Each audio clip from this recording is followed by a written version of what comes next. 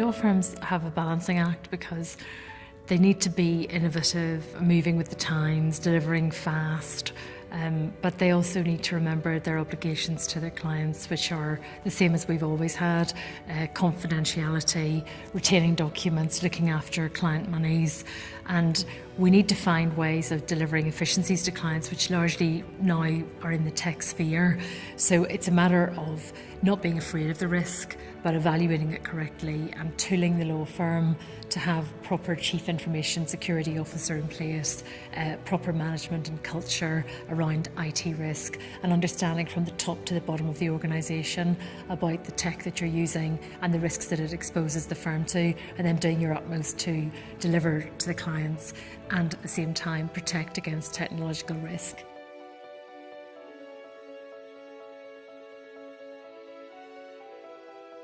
Well, I think that law firms are already being pioneering with new technology, in that everyone will have heard of artificial intelligence, and there's been a lot of promotion, especially in the United States, of IBM's Watson, which is the new super attorney, they're calling it. And I suppose that we can plug in information into the artificial intelligent robot, but then my understanding is that it learns more by doing the tasks again and again. It is intelligent with the repetition, and it therefore becomes even more effective and more knowledgeable than the lawyers who are giving it its first taste of the program information. So we're using it now in a whole host of applications. The most exciting for me as a litigator is taking it beyond just e-disclosure, looking at documents and determining whether or not something has to be disclosed or whether or not it's privileged and can be withheld from the other side, but also more broad brush jurisprudence issues about looking at legal argument on both sides of a case and giving a case summary, helping judges to deliver quicker decisions, and also determining what the key factors in a case and its outcome are going to be, including percentage chances of success. There are other applications. There are document management systems being used to review contracts, robots being used by a city law firm in the real estate department to look at light obstruction notices, and that apparently those robots can do 100 days of work in 2 seconds. So really it's quite frightening for the profession, because the need for vast teams of paralegals to be mining documents, those days may be gone, and we may be working very differently and relying on machines a lot more.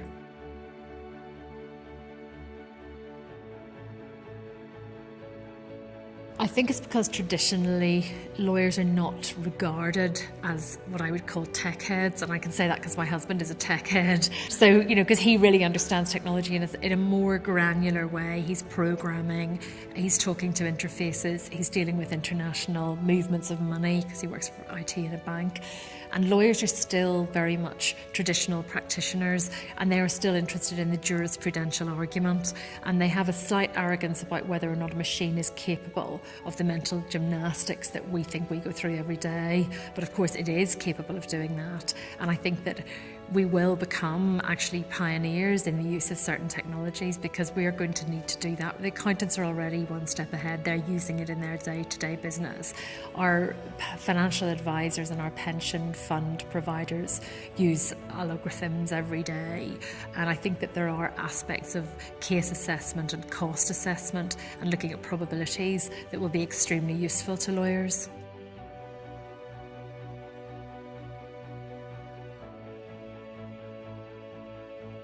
Well, I think the more and more routes you open to hackers, the more vulnerable a law firm becomes. So the more offices you open, the more geographies you expose, the more users you have using different devices and portable devices and operating remotely from the law firm, the more, if you like, opportunities you give to entry points for hackers.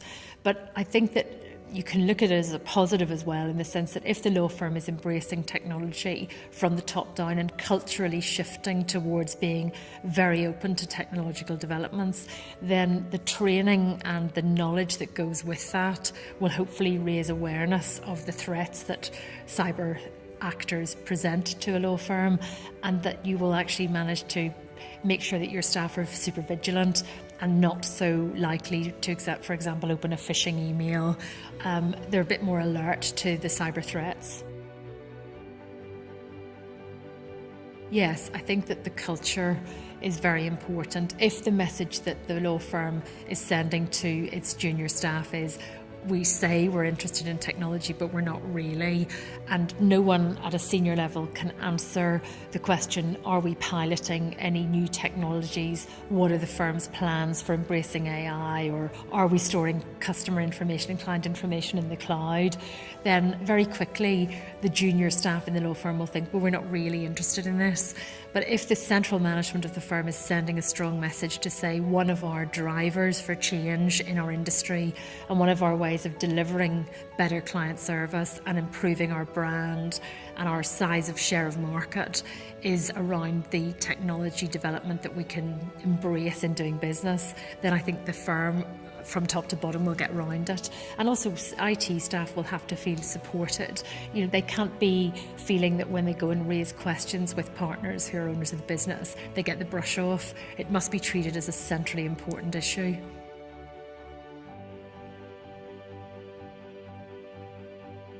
Yes, the decision for a law firm whether or not to use third-party cloud provider services is quite a nuanced one, and it largely will depend on the size of the law firm and how much resource it's able to commit to keeping its internal services up to scratch.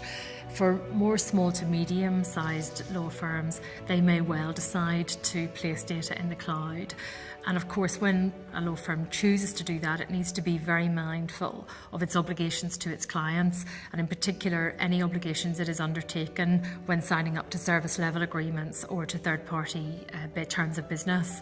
And before it enters into any cloud contracts with providers, it needs to ensure that the cloud provider, the third party involved in the provision of those services, can ensure delivery in accordance with the service level agreement and in any terms of business. So, for example, retrieval of data from the cloud or destruction of client information at the end of a particular matter where a third party provider is holding that data, those are important issues. Also, reporting breaches. Will the cloud provider be able to notify any breaches so that the law firm can comply with its breach reporting requirements, which it may have agreed with its client? Really fundamental issue with cloud computing is the issue of jurisdiction and where the cloud is placed. So if you have data being held, for example, in Norway, your law firm is based in London and is providing services out of London, and the client is based in the United States, issues will arise about where the data breach has taken place in the event of a cyber attack on the cloud provider. Is it where the cloud is hosted, so in that case Norway, or is it where the data owner, the client, is based in the United States, or is it where the law firm is based in London?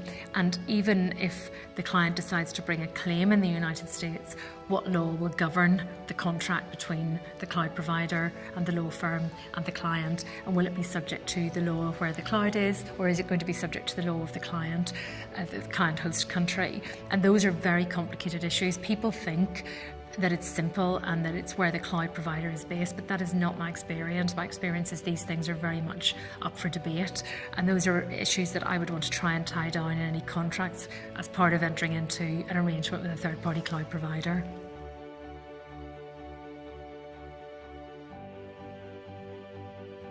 I think that the challenges in adopting AI for law firms are partly cultural. So I think that law firms are at the moment probably run predominantly by people who are north of 50 years of age, who didn't grow up with tech the way in which, for example, my children are growing up with tech. And therefore, it's a cultural shift to say to lawyers who, by and large, can be quite a pompous profession and quite proud of their own intelligence levels. Look, guys, you're actually surplus to requirements now because machines are going to be able to do your job and do it better than you can. That's quite a mindset change that you're asking law firms to go through. But again, I go back to my sort of evolution versus revolution idea.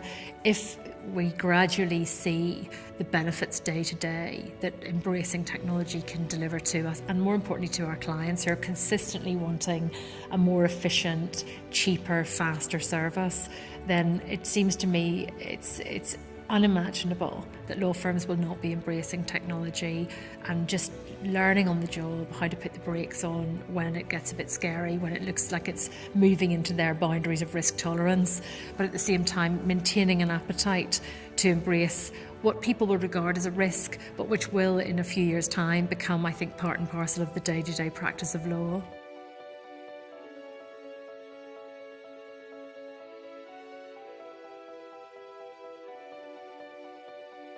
Yeah, I mean, scale is one of the things that America has. So they just have a greater volume of users, and also, tech comes, if you like, from the home of Seattle and the companies that have been developing it there and leading the charge. But more important than that, it seems to me, is the reporting requirements and the sort of regulatory environment surrounding the use of technology and cyber breach. So I think that once we become a country where a breach is mandatory to be reported, we will change our attitude to the need to have cyber insurance, and we will change our attitude to looking at that risk, because we will say, well, every time we have a breach, we'll have to notify our clients, and they will then lose confidence in us, and it will damage our relationship with them and damage our reputation. At the moment, a lot of the cyber breaches are secret and kept within the firm and managed internally, but I think that in America they've had mandatory reporting requirements for a long time, and that changes the way in which this is looked at.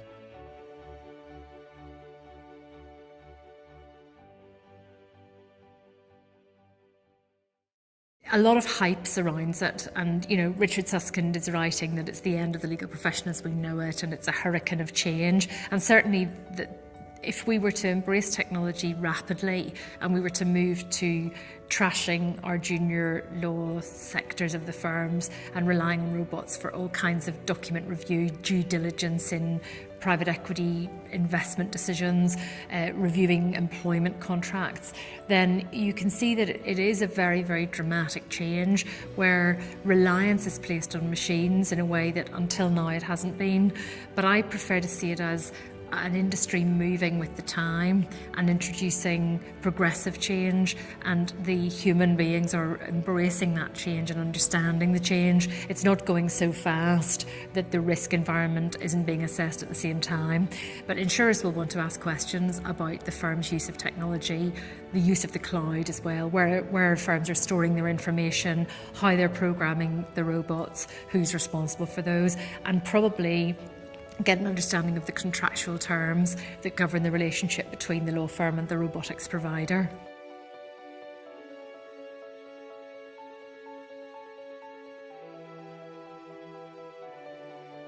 Well, it's difficult because I think it's hard for a human being to think that a robot is going to be smarter than a human being. And you think, well, they only know what we tell them. So the concept of it becoming more intelligent and then beating the performance of human beings, we've seen now in practice, because Gary Kasparov was beaten by a robot, and the two best contestants ever in the US show Jeopardy were beaten by a robot. So we know that their capabilities are pretty limitless. But I think that looking at whether or not we can replace human beings is really a question for what other human beings who are interacting with lawyers are looking for. And they're not just looking for straightforward answers, they're looking for something on top of that. I would suggest they're looking for some sort of a human assessment and a human reaction, and almost a partnering of advisory, management consultancy type provision of service. Not just saying, oh yeah, if you go X route, this is the result. If you go Y route, this is the result. They want a partner in business with them, assisting them in understanding what the machine is saying and maybe commenting on where the machine is telling them they should go next.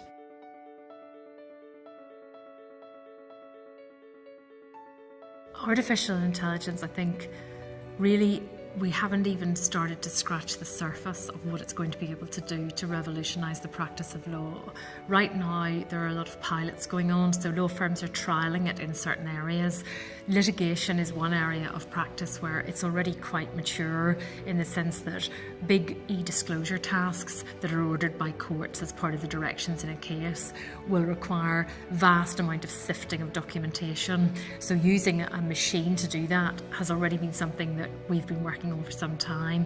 We use third-party disclosure providers to comb through documents, perhaps using keyword searches.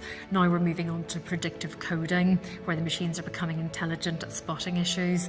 And I think that full-on contract robotics, where you say to an artificial intelligence attorney super robot, look, this is the privilege parameter, these are the key issues in the case, go and search all of those documents, and it will sift in a way that currently teams of paralegals would be paid to sift documents, and then it will produce a sort of first super list. So the interesting question will be, when will a lawyer with human eyes look at that list for the first time, and will we get to a stage where the list is completed by the robot with no human intervention, no judgment calls being made on privilege, because everything is decided by the robot, and then there's just simply sign off by the lawyer with carriage of the case. That's a very exciting potential development. It's a huge cost-saving development as well, and a much, much more time-efficient way of dealing with vast amounts of documentation. Then it can be used in terms of looking at real estate issues, any kind of issues to do with notices about property. It can be used to look at global employment contracts. It can be trained to do due diligence exercises on certain investment deals. So I think its limits are going to be unimaginable at the moment, because there's so much more it can be trained to do. The sort of last idea, I think, from a litigation perspective, is that it becomes almost like a mini judge. So it has the information for both sides of the argument fed into it. It sifts that, it determines case risk, and it comes up with a potential determination of the case and a judicial outcome. So you don't have to have a judge anymore, you just put it into the supercomputer and ask it what it thinks.